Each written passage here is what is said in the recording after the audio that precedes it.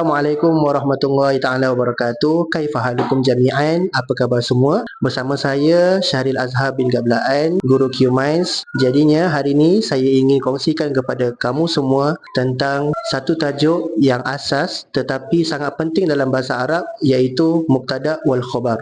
Nampak macam canggih bunyinya tapi sebenarnya sangat simple.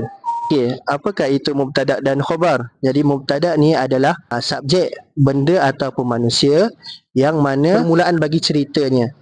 Manakala khabar pula adalah predikat, iaitu pelengkap bagi cerita kepada khabar. Jadi tiada khabar maka tiadalah mubtada'nya. Berikut adalah ciri-ciri tentang mubtada' dan khabar. Pertama kita pergi pada ciri-ciri mubtada' dahulu. Okey, yang pertama adalah dia berada di awal ayat. Yang kedua adalah dalam ayat yang pertama.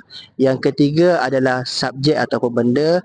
Yang keempat adalah mempunyai alif lam. Yang kelima adalah isim marfu' yang perkataan asalnya mestilah ujungnya berbaris dhammah. Okey, seterusnya adalah ciri-ciri khabar. Okey, yang pertama dia mestilah selepas mubtada'. Yang kedua dalam ayat yang kedua. Yang ketiga ialah cerita ataupun predikat yang menyambungkan mubtada' tersebut. Yang keempat dia tiada alif lam, dan yang kelima merupakan isim marfu', perkataan asalnya mestilah berbaris dhammah.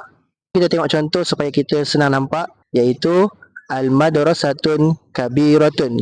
Al-madrasatun bermaksud sekolah itu, kabiratun adalah besar. Jadi al-madrasatun dekat situ adalah mubtada' dan kabiratun tu adalah khabar dia, penyambung bagi cerita tersebut. Macam mana? Senang ke senang? Jadi kalau nak tahu bahasa Arab ni, kalau kita dah tahu formula dia, sangat menyeronokkan. Jadi itu sahaja perkongsian daripada saya hari ini. Sekiranya kamu rasa video ini bermanfaat, sama-samalah kita komen, like dan share.